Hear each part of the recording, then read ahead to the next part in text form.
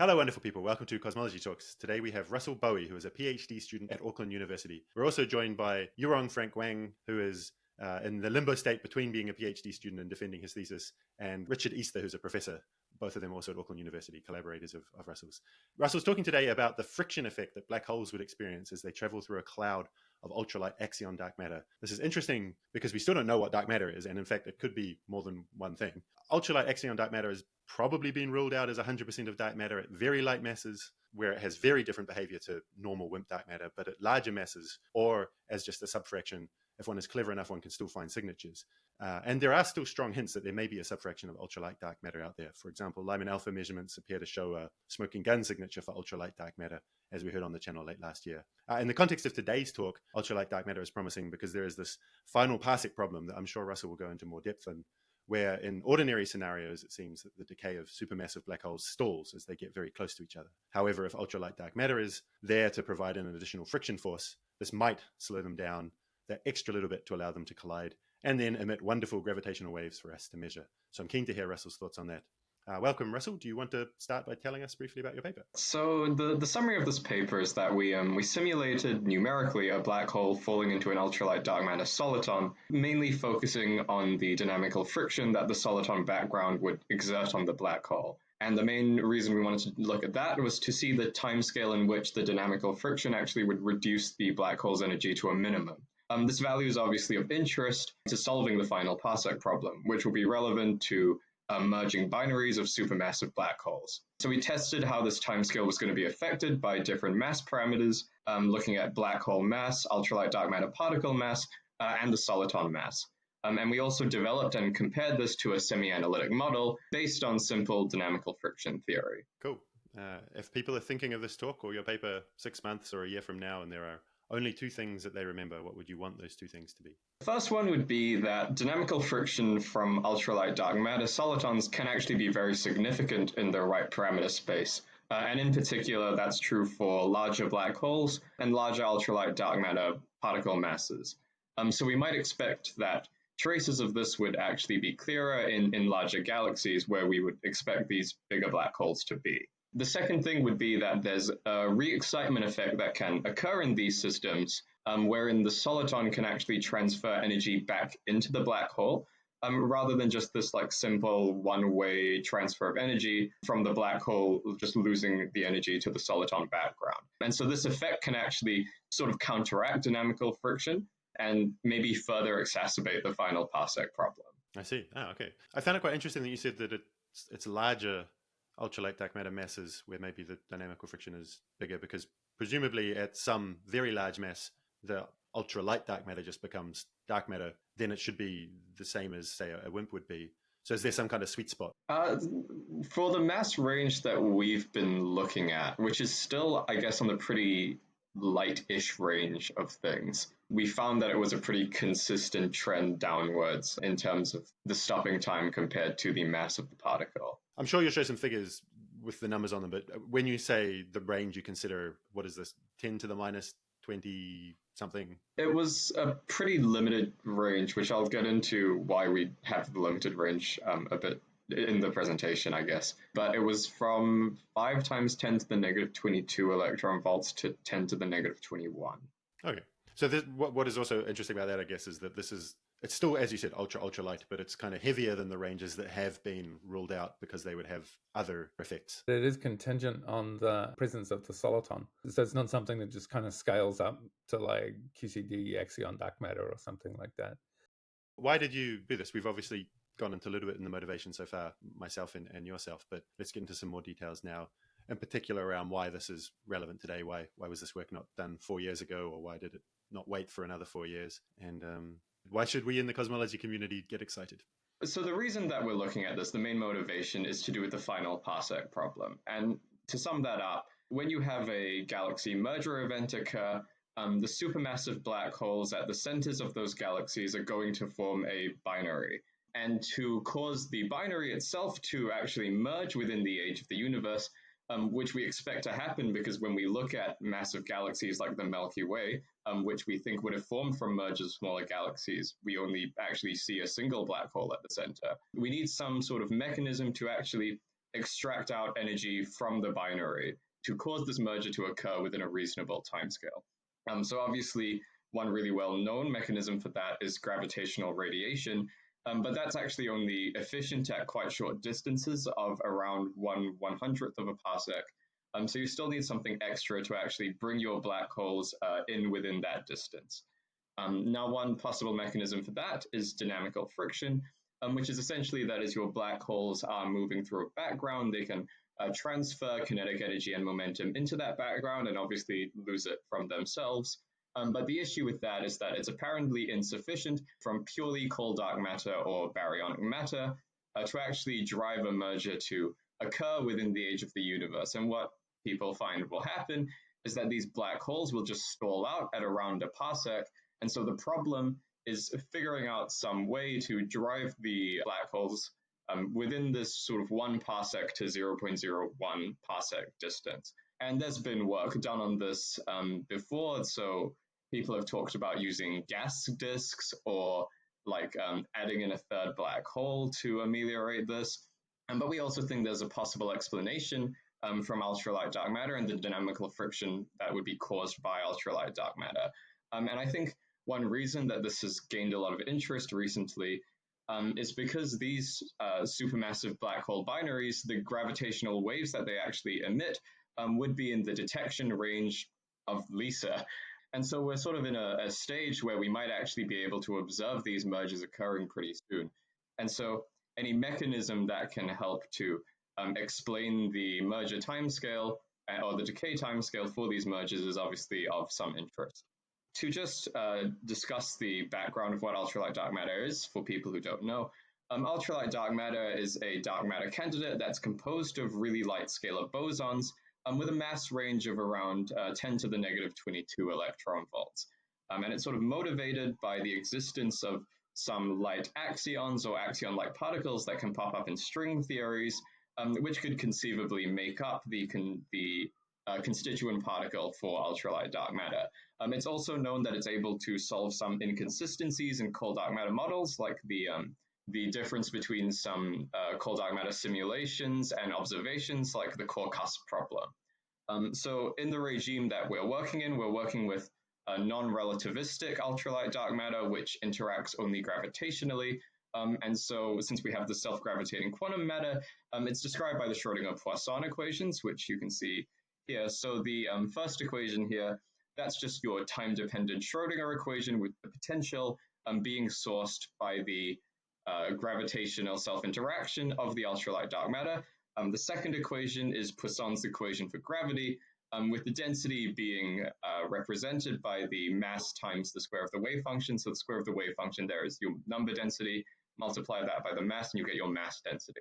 And on large cosmological scales, ultralight dark matter is actually going to be indistinguishable from cold dark matter. Obviously, that's a good thing. Cold dark matter is really successful on these larger scales. But on smaller scales, like subgalactic scales, the behavior of ultralight dark matter will be a bit different as the sort of quantum wave-like nature of it becomes a bit more clear. So the structure of ultralight dark matter halos is you get this soliton core, which is just a ground state stationary spherically symmetric solution of the Schrödinger-Poisson equations. And this is enveloped by the NFW profile that is characteristic of cold dark matter models. And of particular interest for us is the fact that the soliton core is predicted to be really dense for larger galaxies. And so this could actually lead to more significant dynamical friction. So basically, the main objective of this paper was to determine through numerical simulations the impact of a soliton core on the radial infall of a supermassive black hole. And obviously, this isn't a full map onto a binary. What we really wanted to do here was test the efficiency of dynamical friction for different mass parameters, just absent of any other effects like binary interactions. And finally, what we wanted to do was compare this to a semi-analytic model that we developed based on some really simple theoretical treatments of dynamical friction in a uniform background to see how well this simple understanding would actually map onto a more astrophysically realistic background.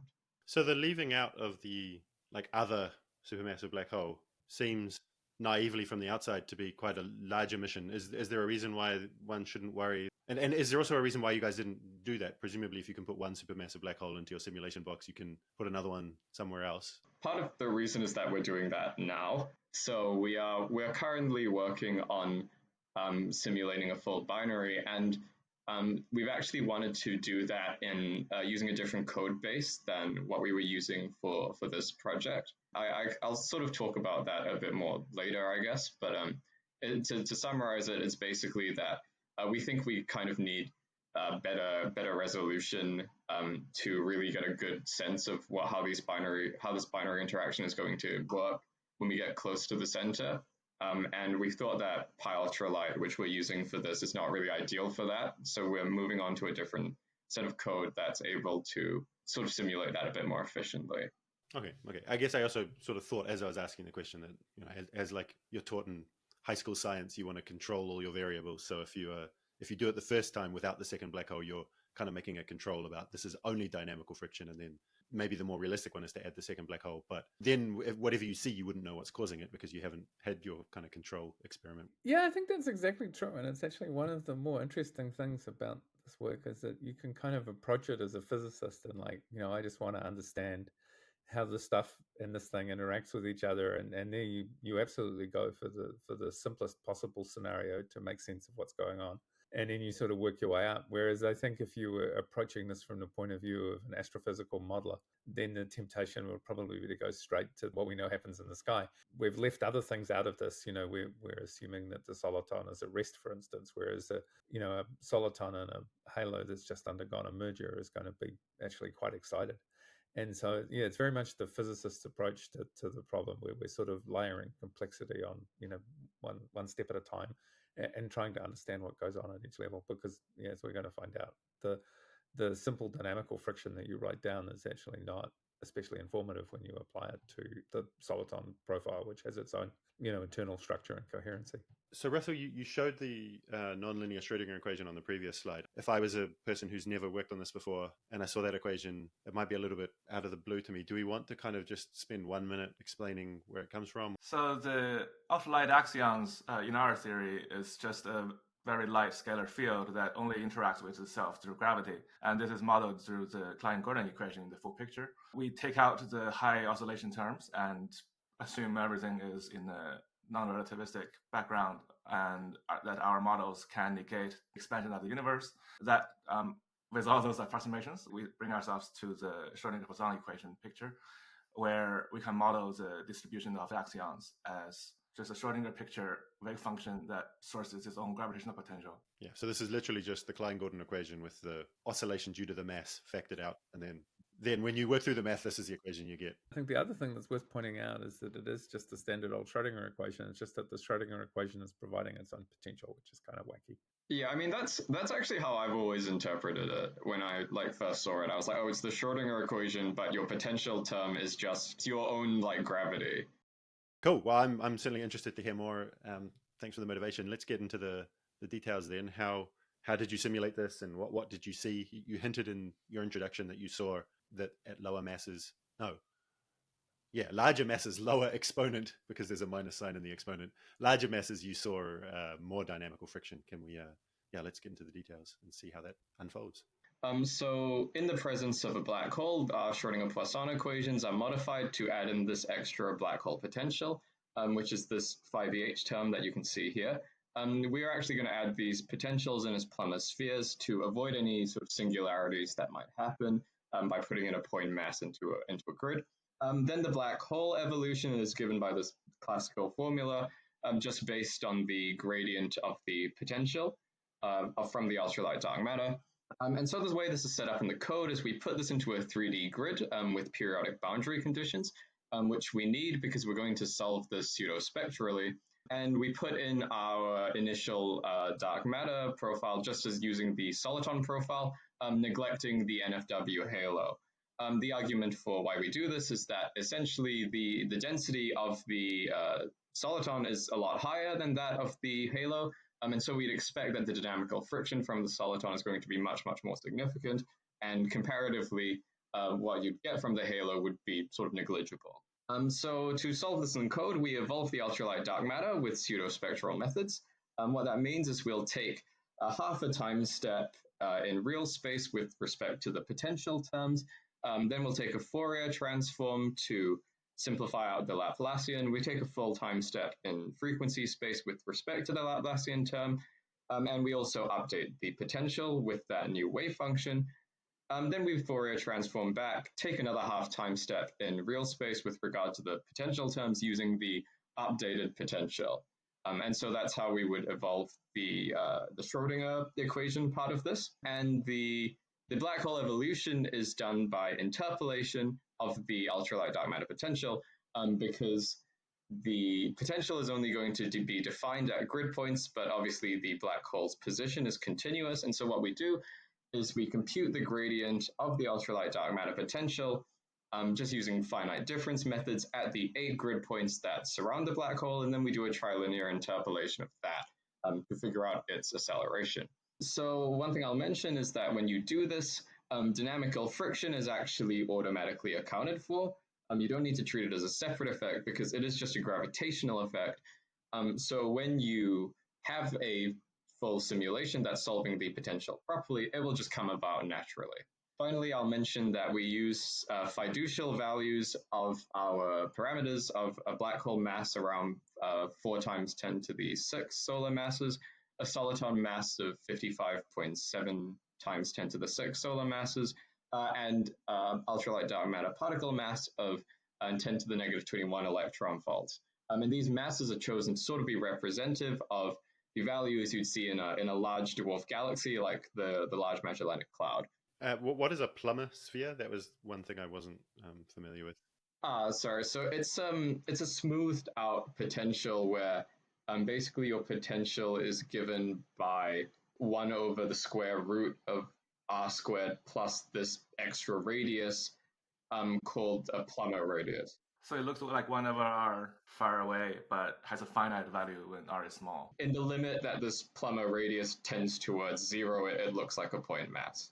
Okay, so I'll cover the theory of dynamical friction just for the sake of our semi-analytic model. So a good way to think about dynamical friction is that as you have some massive object moving through a background, its gravity can pull the background towards it and form a wake. And then the gravity of the wake itself is able to decelerate the object. So this is a really well-known phenomenon discussed by Chandrasekhar around in the 1940s. But the seminal treatment for it in ultralight dark matter is from this Hui et al. Paper, which kind of generalized this understanding for a uniform ultralight dark matter background. The way they do this is that they reduce the problem to a Coulomb scattering problem by actually working in the rest frame of the black hole. And in that case, what you have is this ultralight dark matter fluid coming in and scattering off the black hole's potential. And so you get this Coulomb scattering problem, which has an analytically known wave function. From that, they can compute the force by integrating the ultralight dark matter momentum flux from that known wave function, which gives you these equations here. So beta here is sort of a ratio of the wavelength to like a characteristic length scale in this problem, which could be interpreted as the like gravitational Bohr radius. And for a small value of beta much less than 1, this coefficient, which looks kind of messy here, simplifies down just to the expression that you see here. And one thing I'll point out is the r in this expression, which you can see above, it's actually a cutoff of the integration. It's not like a radial distance or anything like that, because if you take this integral out to infinity, you'd actually get a divergence. And so you need to put in this cutoff, which says that beyond this distance, we'll say that the effect of gravity isn't significant. We don't need to consider it. And you can kind of think of that cutoff as being some way proportionate to the length of the wake that the black hole forms behind it as it moves. So this has been tested numerically before for a uniform background, but it hasn't been looked at for a sort of more generic profile. And we want to see whether this is actually at all going to be applicable if we put in a more generic profile. It just seems a little unintuitive that if that's the correct equation for the force, that it would not see that as you increase this cutoff of this integral, that the gravity is getting weaker What assumption is it making such that it doesn't see that? I think the way we justify the cutoff is your wake only formed a finite amount of time ago, so this picture is only correct a finite amount of distance away. And the other thing to say is that we looked at it formally in the context of the uniform background in the paper with Frank, but the stone skipping calculations, I mean, in some sense, are similar to this, or maybe more similar than we've highlighted, in that you can approximate the drag that you would expect for a single black hole moving in the non-radial direction, and it comes out roughly okay. So we have kind of tested it in a more generic background, but we just haven't looked at it in a huge amount of detail, I think it's fair to say. Yeah, I mean, I think part of that is that when you look at something orbiting, you can kind of approximate it as being a constant background because our solitons are spherically symmetric, right? It's like that formula assumes a uniform background. So you can only really test it in a uniform background, I guess is what I mean. We did apply it to the case of the stone skipping black hole. I don't think you can test it in the sense of like, does it actually fit this equation directly in anything other than uniform background, because that was where the calculation was done. The answer, I think, to my specific question, I think, Frank, you gave it right at the beginning, but maybe let me just try and rephrase it to see if I've understood it correctly.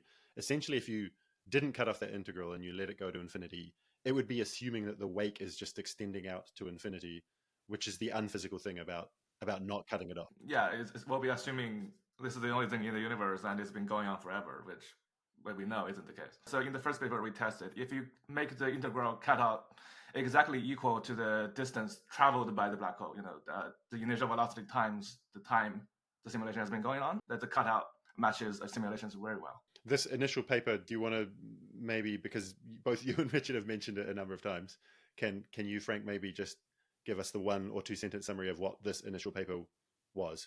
The first paper was our first attempt to use Ultralight to simulate a single point particle, or in this case a black hole, traveling first in a uniform distribution of ultralight dark matter and seeing how that disturbs systems and generates dynamical friction. We also briefly looked at now called stone skipping orbitals, where a black hole initially orbiting a soliton would excite the soliton and do this energy exchange where sometimes it sinks inside, sometimes the now excited soliton would pump energy into it. So I would say it's seeded this paper, but we didn't look at it with the same amount of rigor and parameter explorations. The way that we adapt this to our semi-analytic model, we assume that the soliton background stays fixed and spherically symmetric for the whole simulation, which is obviously going to be something that works a little bit better for like smaller mass black holes, which would disrupt the soliton less, and also sort of earlier on in the simulations.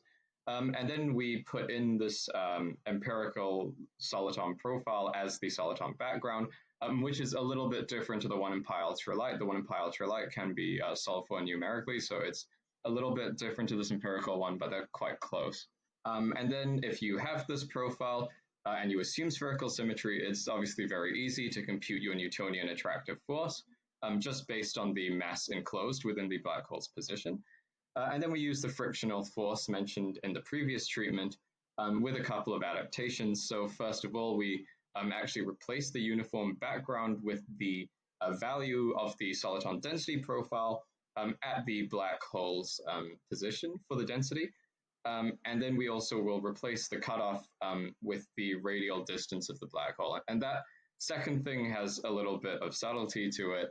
It's quite common that people will use that in an orbit where you'll replace the cutoff with the radius of your orbit. And you can kind of see that there's a proportionality between that radius and the length of the wake that you'd form behind you.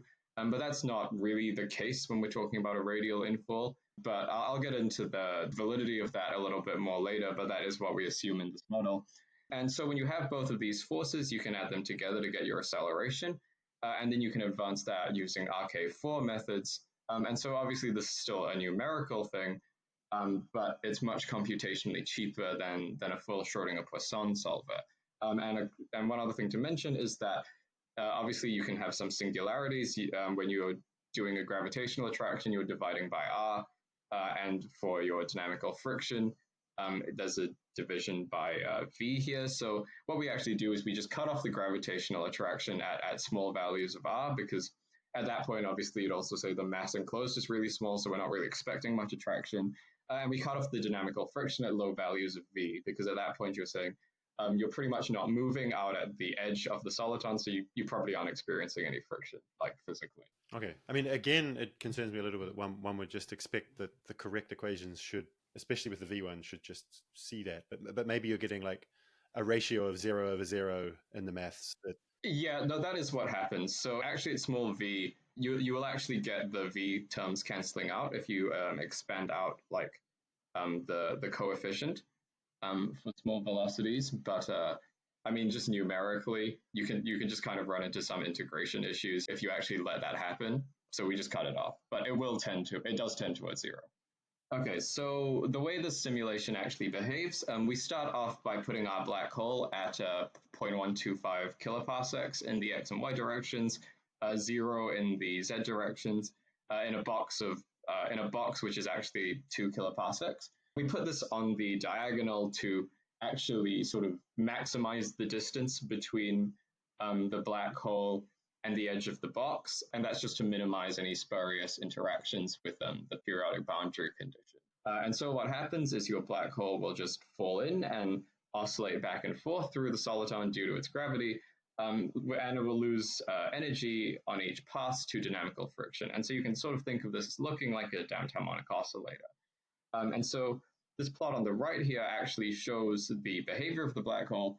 And what you see is we get this initial decay phase where the black hole's peak velocity is decreasing with each pass that it makes through the soliton. But then this is followed by this periodic re-excitement that occurs whenever the black hole seems to be close to stopping, which you can see at like 50 megayears and then again at around 80-something megayears and around 125 megayears. So is the plot on the right, the y-axis is peak velocity, did you say? Or just velocity? The y-axis is just velocity, yeah. So we justify this re-excitement by saying that, well, as the black hole moves through the soliton, it's actually exciting the soliton as well, and it's very possible that the excited soliton can transfer energy back into the black hole. So it's not just a one-way process of the black hole just losing energy into the background. The energy transfer can go both ways. But this is obviously very interesting because this re-excitement effect may actually exacerbate the final parsec problem rather than helping to solve it. Obviously, it's this effect whereby the background can transfer energy back into a binary if we were talking about a full binary system. Do you have an idea what the plot on the right would look like for a heavy WIMP dark matter? I mean, we don't have a soliton. Yeah, sure, exactly. Like, I'm just thinking about timescales here. Like, you're saying it could exacerbate the final parsec problem. If the ordinary situation isn't decaying at all on this timescale, then there's debate about what the central density of dark matter is in a halo anyway, I guess. But the soliton is, if you took the soliton out and you had a smooth halo, then I guess you would also expect just generically to have less dynamical friction. I see, purely just because of the density. So this is not necessarily because of the wave-like nature, although the soliton forming is because of the wave-like nature. Yeah, the soliton, if you take away the wave-like nature, the soliton's not there. But the main idea here would be that there's additional dynamical friction because there's a bump in density, not because the nonlinear Schrödinger equation is doing something funky. I think, I mean, yeah, at a fundamental level, if you knock the density down, then you would expect that the dynamical friction would go down, because in the end, the dynamical friction is the black hole kind of shouldering matter aside, and thereby imparting kinetic energy into and momentum into the medium that it's moving through. The less dense the region that it's moving in, the less efficient that process will be. Okay, so the other question I wanted to ask is, you mentioned that you have this particular place where you start the black hole because of the periodic nature of the box. So I guess what you mean by that is that essentially, as far as the black hole is concerned, there's actually like an array of repeating. Yes, and an array of repeating solitons, I guess. Is that something one should be at all concerned about in terms of maybe that does also slow down the evolution of the black hole because it's being tugged from other? Yeah, I mean, it's something that we were concerned about, which is why we wanted to kind of stick it in a fairly big box to actually minimize those conditions. So I'll actually say this plot is not the entire box. It's just we're just zooming in on the center to sort of show things a bit more clearly. The actual boxes, I think it'll be 4 times the size on each dimension. But basically, yeah, we want to make sure that the black hole is far enough away from these non-existent, like spurious solitons, that it's not significantly being affected by them. So here I'll just sort of outline how the behavior actually depends on some of the numerical factors in these plots. So basically, these plots are comparisons of 4 different numerical factors: the plummet radius, the time step, the resolution, and the box size. And we are basically trying to find numerical parameters where these will actually sort of converge. So what we found is, so with the plummet radius, we would really want it to be kind of as small as possible to closer mimic the point mass that we'd be seeing in like our semi-analytic model. But obviously you can see that if we go way too small, like down to 0.1, you end up with these massive numerical errors towards the end of the simulation, which we obviously don't want. And so we picked a pretty mid-range plummet radius to avoid numerical issues of around, I think we picked the half a grid space one. For the time steps, obviously a lower time step is better, but in this case, you can actually see that the time step doesn't seem to affect the dynamics that much. And the step factor here is the CFL condition, which is not really a strict condition for the system because that's only strict for hyperbolic PDEs. The Schrodinger-Poisson equation is not hyperbolic. So you are free to choose different time steps. You just need to make sure they actually work. So you see that the time steps are more or less all pretty functional. But one thing that's not shown here is that the energy conservation can get a little wacky if you choose a time step much bigger than 1. And so we stick with the time step of 1 for all of our simulations. For the resolution and the box size, in both of these cases, more is obviously better. Higher resolution means you can see more your ultralight dark matter a bit more clearly. Larger box sizes will mean that you are minimizing the periodic boundary conditions the most, but also making either of them way too big is really computationally inefficient. So we choose a combination that seems to work pretty well and still provide good computational efficiency of a resolution of 192 and a box size of 2 kiloparsecs. And one thing I'll point out here is that we actually get much more significant numerical discrepancies after the reheating begins. So a lot of these plots look like they match quite well all the way up to that reheating behavior, and then they start to diverge a little bit more.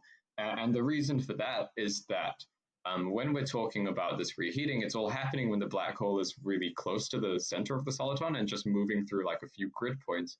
And so its motion there is going to be really poorly resolved, and that can lead to some more numerical issues.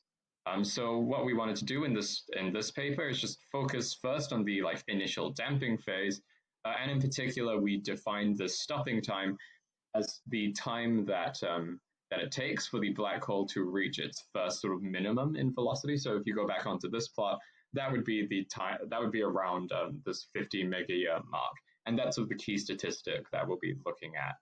So as I mentioned, we wanted to test the stopping time dependence for black hole mass, ultralight dark matter particle mass, and the soliton mass. And these first plots here are just for the black hole mass. And we tested a range of black hole masses from between 1% of the mass of the soliton to 10% of the mass of the soliton, which are all of these plots on the right. And I'll point out the axes on these plots are all different. And that's because this is quite computationally expensive, so we don't want to have to run way beyond where we actually need to find our key statistic, right? So what we see is that the stopping time is decreasing as the mass of the black hole is increasing. And actually, it's quite a good fit to an inverse relationship, which is what you can see on this bottom left plot here. And that's actually quite a sensible find based on the force dependencies. So if you go all the way back to here, you can see that the frictional force is proportionate to the black hole mass squared. And so the acceleration would just be expected to be proportionate to the black hole mass. And so the time it takes for that acceleration to bring a black hole down to a stop would be expected to be proportional to 1 over f. Now, obviously, that's not at all a perfect description. There's some velocity dependencies in here and also in the coefficient.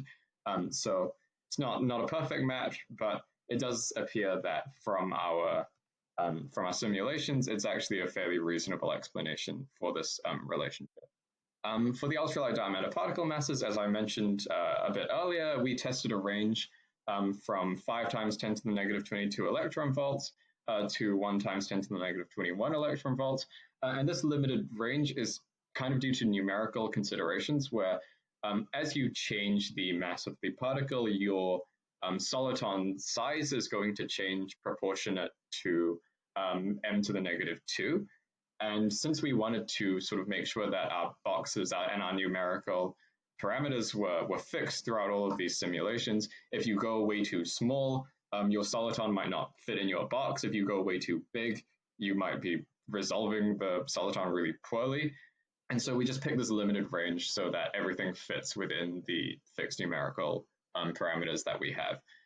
And what you can see is that as the mass of the ultralight dark matter particle mass increases, there is an overall decrease in the stopping time, but there isn't really a clear fit like there was for the black hole. And the reason for that is that there's this competition of effects going on here where basically when you have higher mass ultralight dark matter particle masses, you end up with these more compact, more dense solitons. And what that will mean is that for a black hole starting off at a fixed distance, you have more mass enclosed within it. And so it starts off with higher energy, but it's also going to be making its passes through the soliton more quickly. And it's experiencing more friction on each pass because of the higher density. And so you get this counterbalance of starting off with higher energy, but experiencing more efficient friction. And the results of our simulation seem to suggest that the friction is actually a dominant effect here. And so the stopping time is going to decrease as your particle mass increases. For the soliton masses, we tested a mass range from 3.5 times 10 to the 7 solar masses up to 7 times 10 to the 7 solar masses. And that low mass range is based on the proportion to the black hole mass. We didn't want the black hole mass to be much more than 10% of the soliton mass, because if your black hole gets way too big, it will sort of just like break apart the solitons it moves through, and you wouldn't be getting this nice like back and forth oscillation, which we're seeing, and which we're comparing everything else to. So we want to make sure that that's not happening. Can I just throw in that I mean, I think astrophysically we think there is probably like the solitons are probably a bit bigger than the black holes, but also it's not that we're not interested in that. It's just that we're trying to verify the semi-analytic treatment. It's that we were trying to test. Otherwise, you're in like a fully non-perturbative mode, which is something we could conceivably look at if we thought was interesting, but we don't have to, I guess. Yeah, so all the stopping times here are sort of clustered in the range of 40 to 50 megayears without any clear trend. And again, there's this sort of similar counterbalance of effects going on compared to previous, just like in the ultralight dark matter mass particle mass case, where your soliton, as it gets more massive, it's gravitating more strongly. And so in addition to obviously having more mass, it also becomes more compact. And so you get the same thing where you'll start off with more energy, but experience more efficient friction. But in this case, the scaling relationships seem to be a little bit different. And so we don't really see any clear dominant effect like we did for the ultralight dark matter particle mass case. And so now we can actually have a look at how this all compares to the semi-analytic model. And so just to start, I'll point out there were some concerns we have with how we derive this model. For one, the value of beta. As I mentioned, we expect that beta needs to be much, much less than 1 for the approximations to hold. When we actually plug in like our mass parameters, this is the expression that we get for beta. And so you can see that when we have a maximum velocity of around 80 kilometers per second, for our fiducial mass parameters, you're going to get a beta of around 0.1, which is kind of outside of the range of beta being much, much less than 0.1. Although, again, it will be more valid for smaller black holes, which kind of matches the other assumptions that we needed to make for our semi-analytic model. So it's not that terrible of a thing. And the other thing is, of course, the value of that cutoff. As I talked about earlier, there's not really a strong correlation between the radial position and the length of the wave that you're forming out behind you. But we did try various other cutoffs. We tested a like constant cutoff based on like the core radius of the soliton. We tested a cutoff that would vary based on like how much the profile was sort of staying uniform to try to more accurately match to the uniform background. I think we tested a profile which was how far the black hole had actually traveled on each pass, but none of these seem to match particularly well at all. So we stuck with our initial idea of just using the radial position, kind of analogous to what is often done in an orbital treatment of this. And you can see these plots on the bottom are actually comparisons for our fiducial mass parameters on the left, and for a black hole that's 1% of the mass of the soliton on the right. And actually you can see that despite these concerns, we're still actually getting quite a good fit. So the fit is kind of better for earlier times, and for the smaller black hole for longer. Both of those things match the assumptions we talked about when deriving the semi-analytic model. So this is all behaving as expected. And obviously we don't see any reheating behavior here, which is again to be expected because the reheating is coming from the back reaction of the soliton, which we're obviously not modeling in the semi-analytic model when we just assume that the soliton background stays fixed. So this all looks really quite good at first glance, but because of these concerns, we did want to have a look at this in a bit more detail. And to do that, the first thing we looked at were where the overdensities were in this system. So these plots here are plots of your actual ultralight dark matter density minus your initial spherically symmetric soliton profile. If you like appropriately shift that soliton profile to the new center of mass. And what that's kind of telling us is where the density in the system has actually moved to, so that's where our overdensities are. And these overdensities don't match with our expectations at all, really. So if you recall when we were talking about dynamical friction, we would say that we expect this overdense wake to be appearing behind the black hole, but that's not what actually happens here. When the black hole is first falling in, which you can see this plot on the left, here the black hole is in black, the arrow represents its velocity. The overdensity is actually all in front of the black hole during this first infall rather than behind it. And it's only after crossing the center of mass that you start to see a bit more of a wake-like behavior where the overdensity appears behind the black hole. But at the same time, once that black hole turns around and it comes back in, it's going to be again running into this overdensity in front of it. And so what that's telling us is for like half of the motion of the black hole, it's not actually matching the prescription that we're giving it when we derive our semi-analytic model, which is obviously not a good sign for the accuracy of that model. When you say it doesn't match with your expectations, I think it would have been what I would have expected because of the sharp. I mean, this isn't inside the soliton, right? It's kind of outside it, so it's got a very sharp profile that's dropping. So there's just a lot more mass in front of it to be pulled towards it, if that makes sense. Yeah, I mean, it does physically make sense. It's just that it doesn't really map to the prescription in the semi-analytic model. But it's not. But you're absolutely right that this is not outside of the range of what we'd expect physically. It just means that when we're talking about this sort of profile shape, you can't really assume that there's an overdense wave coming out behind the black hole, because the way that the profile is shaped, it actually seems to end up with a density in front of the black hole. So just to look at this in a bit more detail, we compared the forces from our semi-analytic model with the forces that you can find from your full simulation. So the way you can get this is you can extract a residual force from your full simulation by calculating the force in your full simulation and then subtracting out like a theoretical Newtonian attractive force if you assume that the soliton profile just stays spherically symmetric, which again, not a perfect assumption, but it matches the one we're making in our semi-analytic model. So it's fair enough for these comparisons. And that gives you a residual force that sort of represents dynamical friction. And you can see with this plot on the left, the match is actually really poor between the semi-analytic model and this residual force. The amplitude of the semi-analytic model is just much lower than that of the residual force. And the residual force has this sort of oscillatory behavior that you don't see in the semi-analytic model. And so this oscillatory behavior in particular, it's not something you're ever going to see in any sort of semi-analytic model of this, no matter what you sort of choose your cutoff to be, because the whole idea of the semi-analytic model is that you always have a wake behind the black hole that's causing this deceleration, but actually it appears that it can sort of flip signs in a full numerical simulation. And that might seem odd, but it has actually been seen before. And in numerical simulations of dynamical friction, and the argument is sort of that you can end up with these like interference crests that will appear in front of the black hole that can cause it to accelerate forward instead of pulling it back. And so another thing we looked at is reproducing this residual force by fitting this function here to it.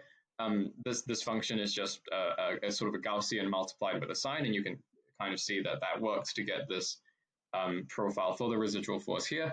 And then we match that to our simulations, which is what you can see in this plot on the right. And actually, this ends up being a better match to our simulations than the semi-analytic model. So it's not as if the semi-analytic model is sort of the best way to describe the interactions that we see in our simulations.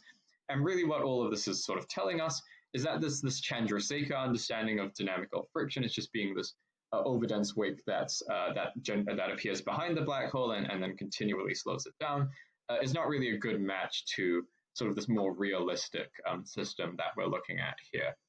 And so to just sort of conclude this paper, the main takeaways here are that dynamical friction from ultralight dark matter can really be quite significant in the right parameter spaces, and in particular, these larger black holes and larger ultralight dark matter particle masses are the ones that are favored for more effective dynamical friction, which might mean that you'd see more trace of these in larger galaxies. We've also found that there's this re-excitement effect that might stall out a merger further, and obviously it's really important for us to model this accurately so that we can see how this is going to compete against dynamical friction. Maybe pi ultralight is not the ideal base for doing this because we can see that there are some numerical issues with modeling that re-excitement effect.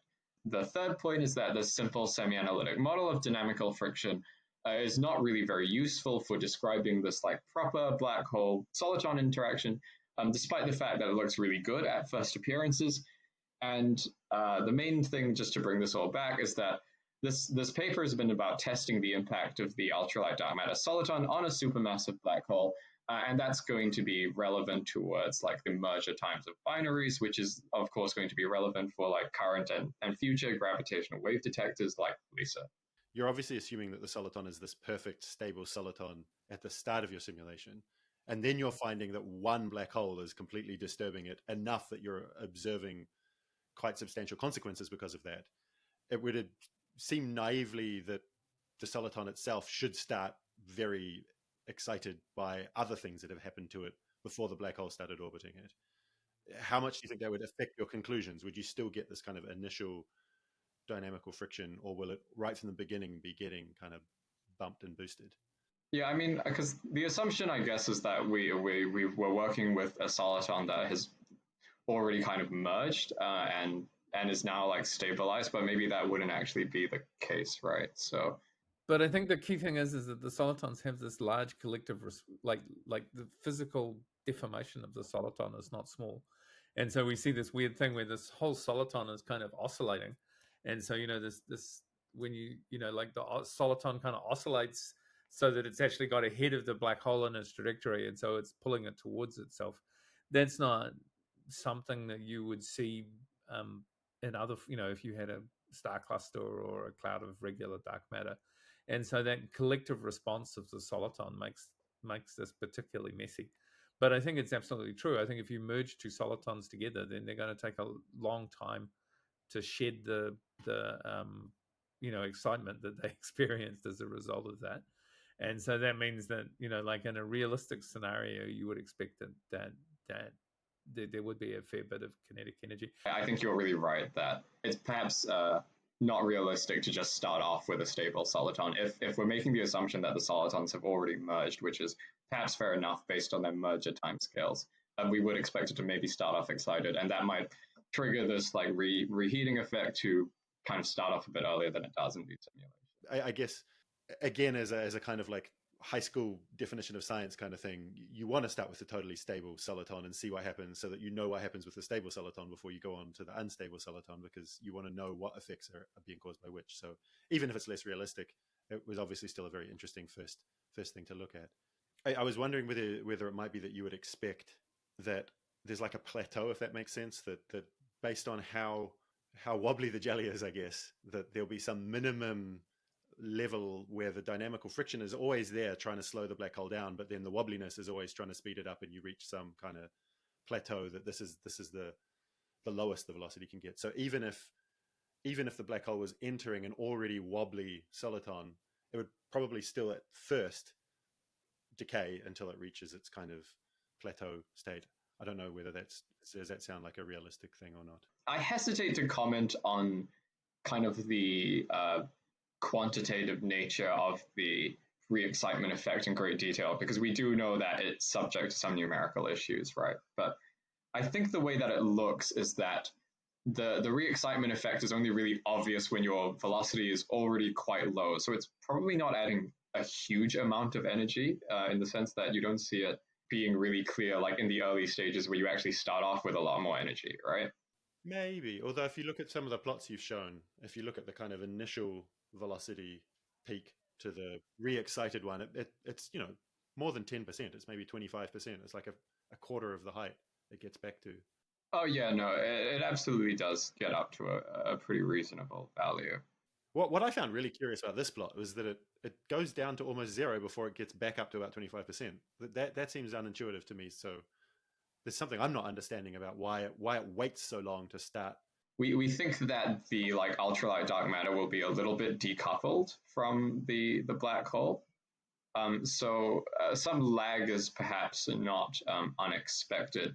But again, I'm not sure that this isn't at least partly also a numerical issue where the black hole ends up just sort of stalling at this really small velocity where it's like barely moving through any grid points and the resolution gets really bad.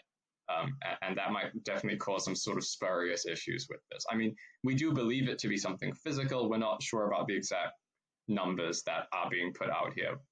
Cool. So yeah, I guess one of the future works is to, I guess as you've mentioned many times during this, you're planning on running this. I'm imagining on this axionics. Yeah, that's exactly right. Okay. Well, there's a nice cosmology talk on axionics, which maybe is showing up on the screen at the moment. So what else are you guys planning on doing next? What that you haven't already mentioned, or if you want to go into more details about things you have mentioned? So obviously the big next step is putting in a full binary, right? And the way that we're wanting to do that is to put this binary into axionics so that you can make use of the adaptive mesh refinement in axionics to really resolve the like central interactions of your black hole super well when they actually get into that distance without like wasting your resolution on the less interesting outer parts of the simulation, where you'd probably anticipate that not much is actually going on there, so you don't need to resolve it super well, right? So a lot of my work in this like first year of my PhD has actually been developing the axionics code to allow for a binary to actually be put into that. So obviously the code existed before I got here, but it didn't have like this n-body functionality, and that's what I've been working on adding in. And I can maybe show one plot from there. The one on the left is just the early parts of an axionics run compared to a pi ultralight run. And you can see they're actually matching pretty well. They do end up diverging a little bit, and that's just because with axionics, we're using some slightly different advancement methods. So axionics evolves using finite difference methods in the more refined grids compared to pi ultralight's pseudospectral methods. And our interpolation is a little bit different, which is just due to how axionics like understands the potential of the cells compared to pi ultralight. So there are some small differences, but you can see it's a good match. But on the right, you can see that when you get close to the center, they actually start to behave quite differently. And that's obviously a good thing because we know that pi ultralight can run into pretty significant numerical issues when you get close to that center and start to experience this sort of re-excitement process. But we just need to make sure that axionics isn't also running into these massive numerical issues. And so, I mean, the code is still sort of in development. I'm still adding new things to make sure it's more accurate. But like currently, it's sort of in a state where it does produce like working simulations that behave sort of the way we'd expect them to. So yeah, anything else coming next? And what do you think the community should be taking away from this, other than the two takeaway messages you gave right at the beginning? I do think that the main takeaway is really this like re-excitement thing, because we've seen that there's there have been papers out recently, and in fact I think there was a paper that made use of pi ultralight to talk about merging binary black holes, but they often don't seem to be simulating out to a distance where they're actually seeing the seeing this re-excitement effect kick in. And I mean, I think this is really important for actually getting a good sense of these timescales, right? Because this is going to counteract dynamical friction, and we need to have a really good idea of how that counterbalance is going to work. There's probably a bigger message here too, that if you're working on a particular model of dark matter, you want that model to be right, because that's obviously going to be fun. But I think our goal here has to be to put these models to the test. And so if we find behavior in ultralight dark matter that means that it doesn't work actually as well as cold dark matter, in terms of being not something doesn't work as well, but actually creates issues for supermassive black hole mergers that you don't see in other scenarios, then that should be just as interesting to everybody as as finding out that it helps. I mean, obviously, if it's something that tells you this is the stuff that's dark matter, then that's a different set of things. But our goal going into this should be skeptical. And so anything we find that makes it harder for the universe to work the way that we see it working, as a win. And I think we have to keep that really clearly in mind. And this isn't just about dark matter simulations. It's any situation where you're working with a model that posits some extension to the standard model of particle physics, whether it's inflation or something in the late universe. And so I think from this point of view, the fact that we're finding this unexpected behavior in these scenarios is actually really interesting, because the more it diverges from our expectations, probably the more opportunity we've got to really put these models to the test. Okay, cool. Well, what work being done in cosmology at the moment do you think is particularly interesting but underappreciated by the community? I mean, I personally find all this like dynamical friction stuff really interesting. I just don't know if I would call it like underappreciated or. But there's definitely been a lot of interesting work done in this field that, I mean, the more that you read about it, especially for the sake of, trying to see what's already been done, you realize that there's a lot of very interesting work being done in the field. And I do really like working on this stuff. The stuff that catches my eye is the stuff that people are doing on this kind of, Z=0 cosmology, or, stellar archaeology in the Milky Way. I feel like there's the ability to really dig into the structure of our own galaxy is something that's only recently become possible, and that's going to become more possible with things like the ELT and some big surveys, and that stuff is cool. We're really going to see the structure of a galaxy in time and in 3 dimensions.